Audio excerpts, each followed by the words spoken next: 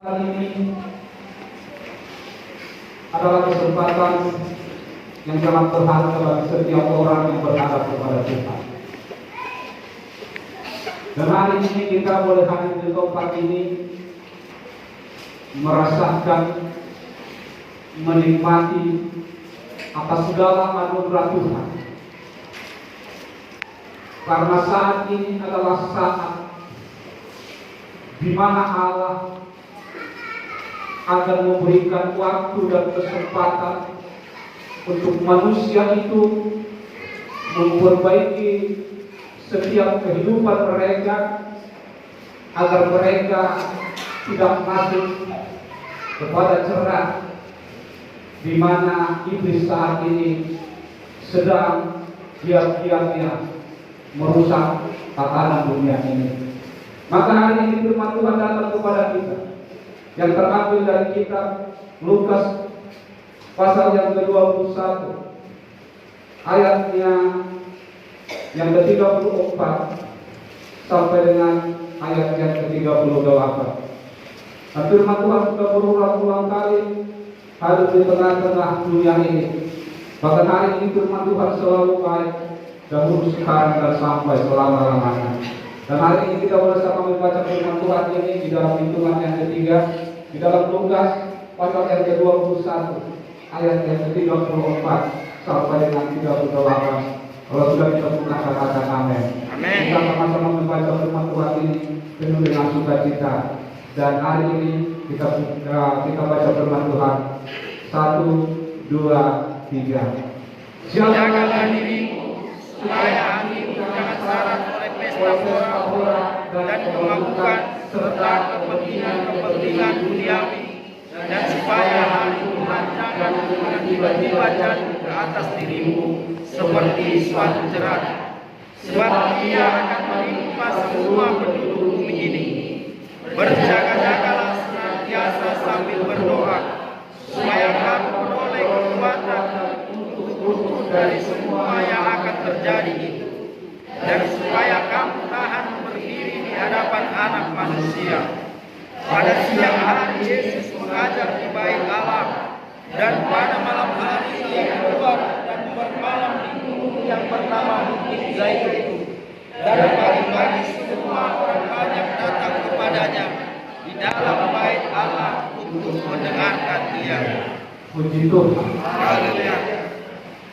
Tapi firman Tuhan ini menekankan kepada setiap manusia secara pribadi. Jagalah dirimu.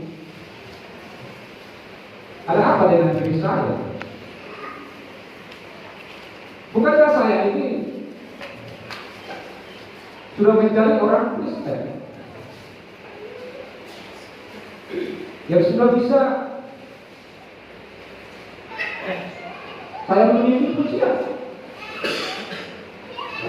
yang sudah bisa saya berkhotbah di STM, di gereja, bahkan di tempat-tempat yang lain. Bahkan saya sanggup melakukan setiap apa yang akan terjadi bangsa. Nah, Yesus menekankan kepada murid-muridnya agar setiap mereka, setiap individu, setiap pribadi harus mampu menjaga dirinya menjadi diri yang sesuai dengan kehendak Tuhan. Kita melihat zaman ini bagaimana keadaan dunia saat ini. Bahkan ada dunia hampir bangkrut karena lebih besar utang daripada untung. Sehingga dunia ini saat ini dengan giat-giatnya melakukan satu tindakan terobosan baru agar mereka boleh keluar dari krisis yang sangat bencana.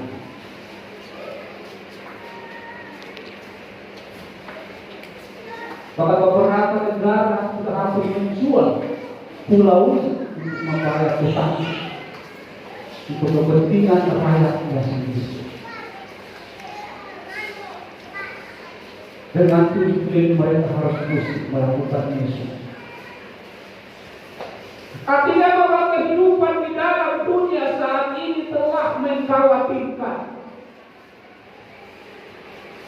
bahwa apa yang difirmankan oleh Allah senantiasa akan digenapi, bahwa pada akhir zaman kehidupan manusia itu sendiri penuh dengan ketakutan, penuh dengan cobaan, penuh dengan problema yang tidak pernah dipikirkan oleh manusia itu sendiri.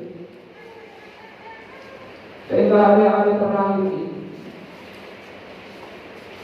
bagaimana keadaan bahwa kemarin minyak naik ya menjadi 10.000, jadi terasa mungkin nanti harga cabai akan kembali naik juga tidak.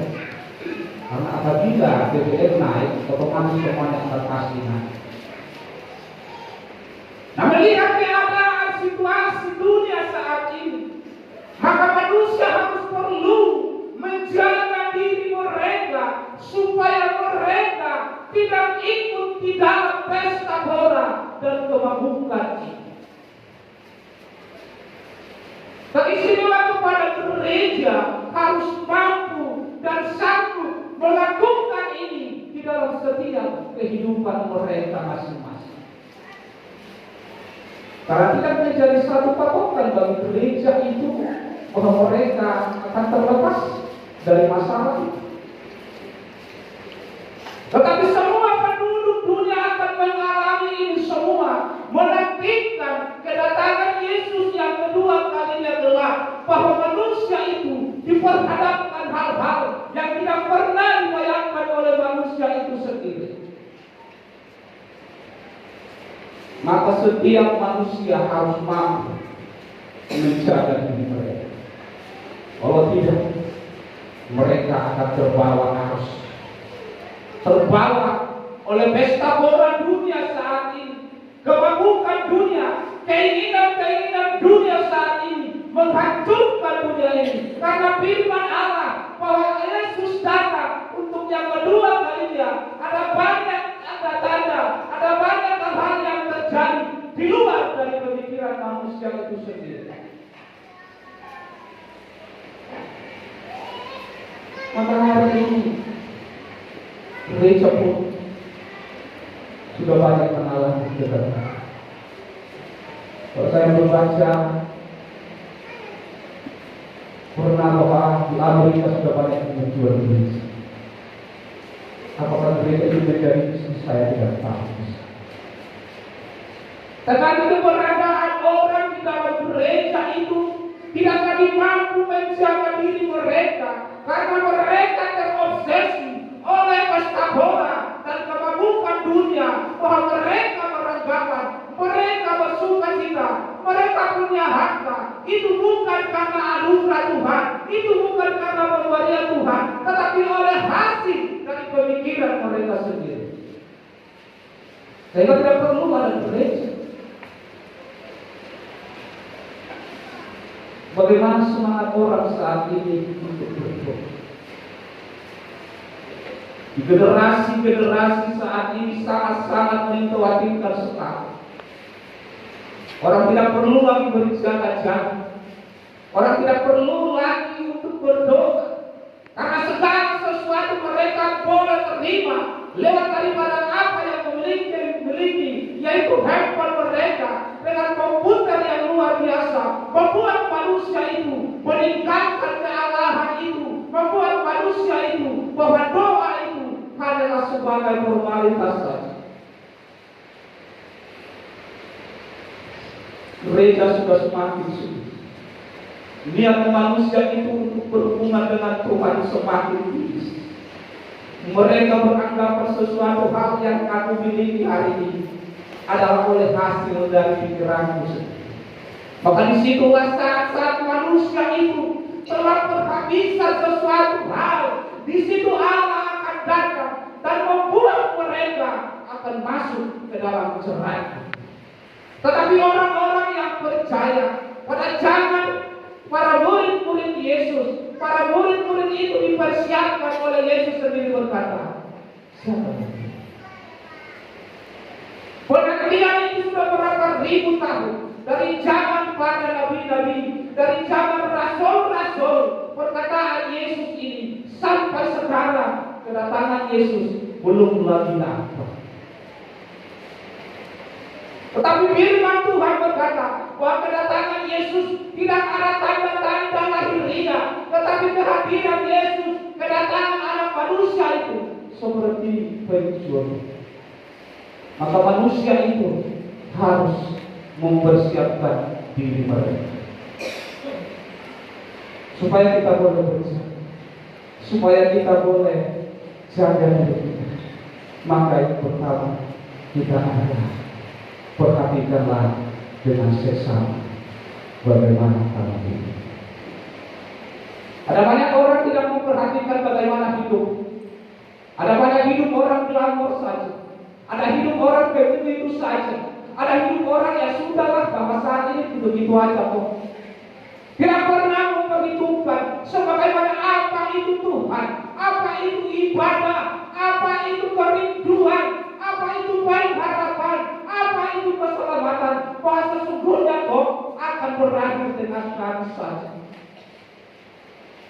Dari orang-orang yang memperhatikan hidupnya dengan sesat, dia akan tahu membedakan mana yang baik dan mana yang buruk. Ketika kejadian yang terjadi bagi kami kemarin, saya di rumah sendiri, istri di rumah sakit karena diabetes, dan merasakan begitu sakitnya di udara yang menimpa hati saya.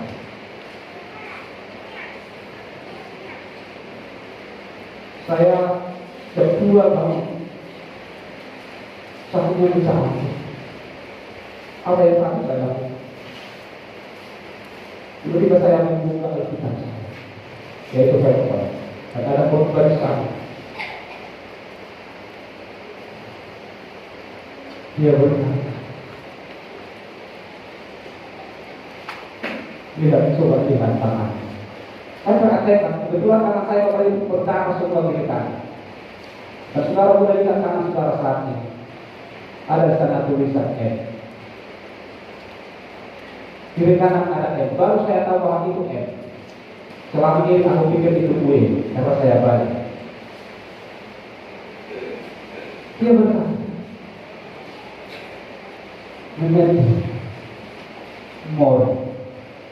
memento mori.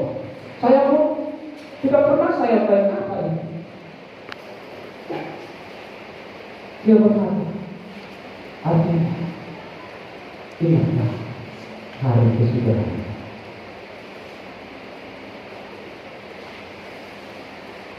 Saat itu saya merasa takut. Apakah saya mau mati? Tetapi dia mengingatkan saya pada jam 2.50 saat itu, bahwa sesungguhnya bahwa Allah itu adalah Allah yang baik, yang selalu memberikan suatu terobosan baru kepada orang-orang yang berharap kepada Dia, bahwa Dia akan selalu menuntun dan membiarkan dan tidak membiarkan orang-orang yang berharap itu mereka menjadi binasa, tetapi mereka akan memperoleh hidup yang kekal lewat daripada itu. Yang tidak pernah saya bangun jam 2 untuk berdoa.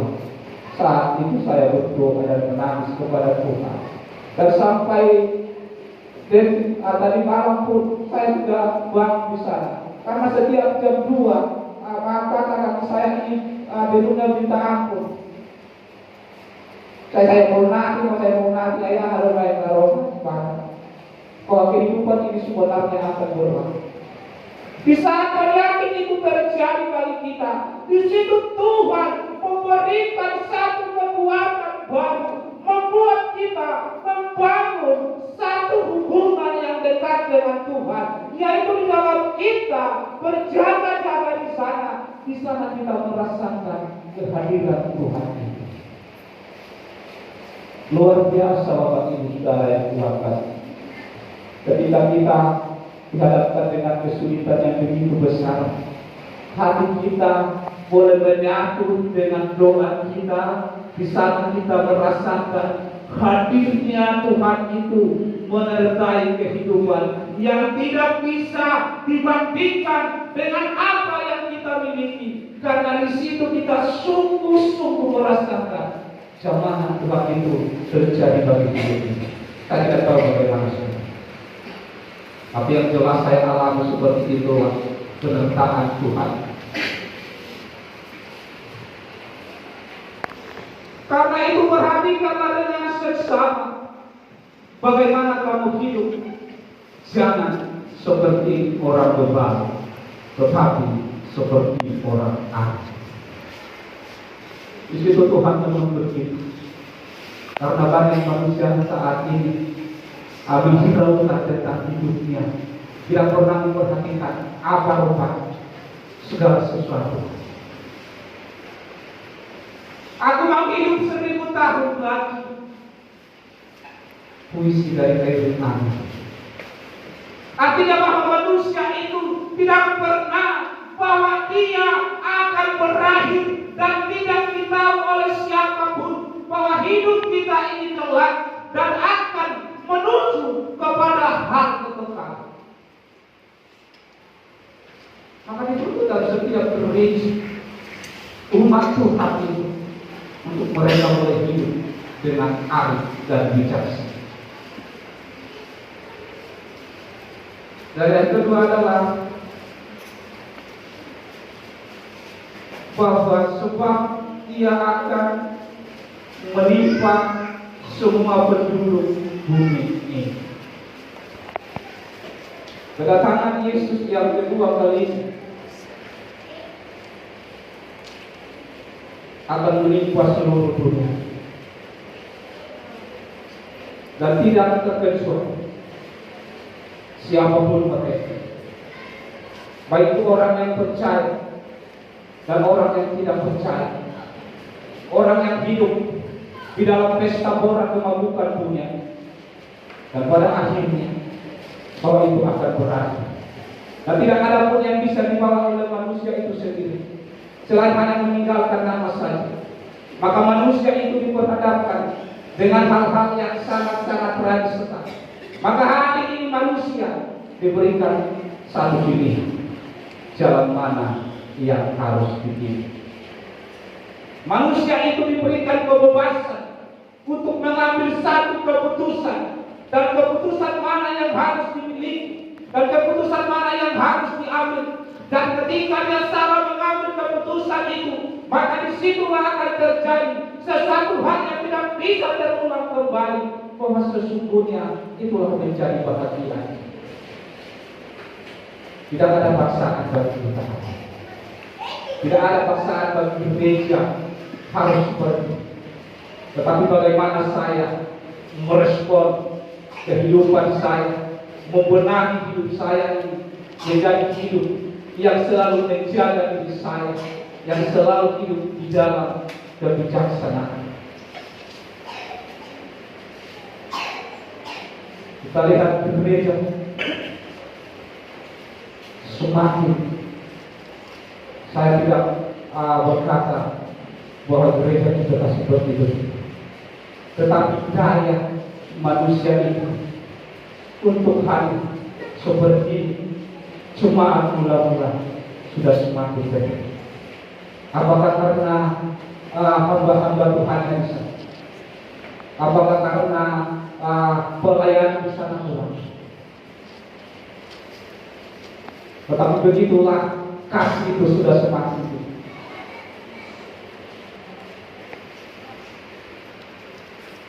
Saya tetap teringat, tetap yaitu satu stand-up komedi orang barat tentang pengadilan di surga.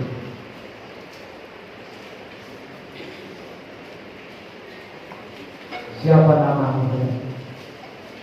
Sekolah, apa pekerjaan? Supir Pak, supir yang luga-luga dan itu ya. biasa belajar sekolah.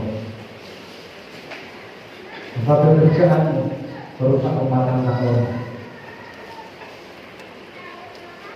Yang terakhir kepada bahasa kita. Siapa nama di sekolah kerjaan hamba Tuhan. Ini kunci apa? Kunci neraka. Kenapa kunci neraka? Kita sama hamba Tuhan. Saya akan melayani Tuhan. Saya akan hadir di tengah-tengah gereja. Saya akan rajin beribadah. Sementara orang yang supir ugal-ugalan itu kau kasih kunci surga. Ketika dia membawa mobil, semua orang yang di dalam semua lipat tangan dan berdoa karena kerisaknya. Tetapi ketika kamu berkhotbah, ketika engkau berjamita, sudah jelas bodoh-bodoh. Tak ada nama tanya.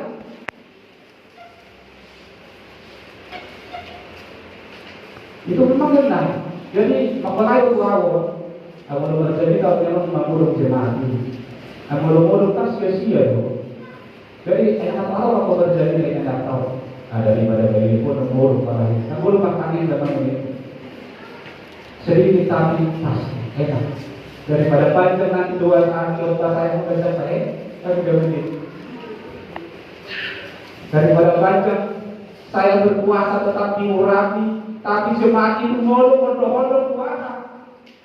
Dan mungkin itulah pengaruh karena gereja Tuhan. Karena banyak hamba-hamba Tuhan ada berkhotbah tentang dirinya sendiri, tidak memperhatikan jemaatnya. Bodoh-bodoh orang seperti dia. Maka gereja antara hamba Tuhan dan jemaat Tuhan harus ada rasa penglihatan yang sejujurnya, dan kita harus hidup di tengah-tengah dunia ini untuk mereka sanggup melakukan sesuatu hal yang baik. Pada gereja, saya kemarin ke gereja orang Al-Quran. Saya ini dengan pastor itu ya. Asik orang sebab, boleh pada itu memang malaikat, malaikat, ubas. Jadi suku mereka robek, cemati, dah bagi gue dari dia nggak. Usia dan baca. Akhirnya kalau itu ni hari Jumat. Jadi orang akhirnya terlihat dia. Kita ini hidup di dalam dunia, harus mampu melihat situasi dan kondisi. Tuhan memberikan kita hikmat bagaimana kita hidup menjadi pribadi yang benar-benar mau berkenan kepada Tuhan dan berkenan kepada sesama kita. Baik itu hamba Tuhan, baik itu jemaat, harus mampu menjaga setiap koridor dirinya, di mana posisinya. Jangan kata saya hamba-hamba Tuhan, suka-suka saya, sehingga jemaat akan merasa terlayani, sehingga jemaat tidak bisa bangkit untuk berdoa, berjaga-jaga karena sikap dan perbuatan saya. Gereja harus memperhatikan. Tubuh Kristus harus melihat ini semua, agar jemaat dan hamba Tuhan, agar gereja berkesinambungan, menjadi bahagian satu hal yang selalu hidup di dalam kebenaran Allah, dan senantiasa mereka tidak lagi sama dengan dunia ini, tetapi mereka beroleh pembaharuan budi.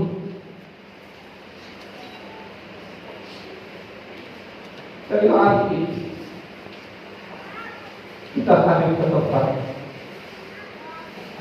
karena apakah karena kita mengisi kekosongan selama ini saya tidak hadir beribadah?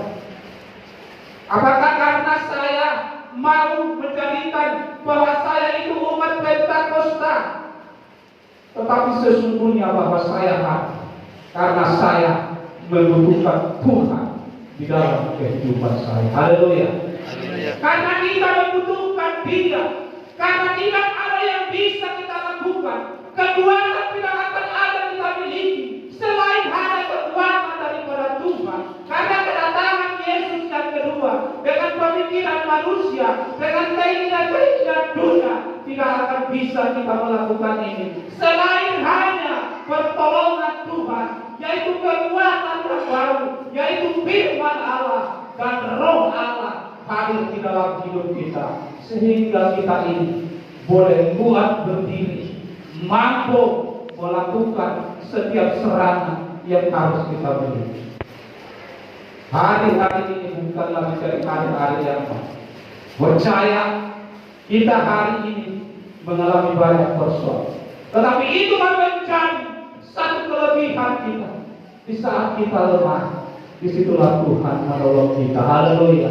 Di saat kita mengalami persoalan, disitulah Tuhan hadir untuk mengubah kehidupan kita menjadi kehidupan yang baru dan menjadikan pengharapan kita, iman kita itu menjadi hidup yang mau seturut dengan kehendak Tuhan dan mau selalu dekat dengan Tuhan. Jadi kita pun sudah mengikut Tuhan dan kita tidak pernah lepas dari persoalan dan beban. Jangan kita anggap, oh saya ini sudah berani ke gereja. Justru lewat daripada itulah ada satu pengujian di dalam iman kita, yaitu tentang kerohanian kita, tentang seberapa kadarnya iman kita itu. Karena Tuhan mau agar setiap orang-orang yang percaya itu tidak ada yang binasa, tetapi memperoleh kehidupan yang kekal dan pertobatan yang sempurna. Haleluya. Hari ini Bapak Ibu Saudara yang Tuhan kasih, bahwa kita harus berjaga-jaga. Berjaga-jaga di sana adalah mengacu pada kehati-hatian untuk bertindak, untuk berperilaku, dan untuk mempertimbangkan sebelum kita melakukan. Dan kurang salah mengendarai tidak pernah ditutup. Walau belum pindah semua, walau mulai di kiri kita bersih rumah. Kita berhitung hati-hati. Ini berjaga-jaga. Awan belum orang ada pengampun yang ada yang Nah, ada tindakan kita itu, ada sikap kita berjaga-jaga itu bukan kita hanya duduk dengan saja bersembunyi di rumah berdoa kita, tetapi respon kita sebagai pribadi kita terhadap orang lain apa? Tentu sekali kita harus ada kehati-hatian, baik itu berbicara, baik itu bertindak, baik itu mengambil satu keputusan di tengah-tengah gereja, di tengah-tengah persekutuan, di tengah-tengah oleh kumpulan, pun itu kaum ibu, kaum bapak, pemuda-pemudi, supaya bagaimana asal dengan orang tersebut. Kalau kita keputusan bersama kan tidak ada yang merasa dirugikan di sana. Kalau sudah keputusan bersama, sudah betul-betul itu dilakukan dengan hati yang benar. Jadi sebut baik semakin roman atau semakin giat saya datang. Alai kalau saya keputusan berbeda-beda loh,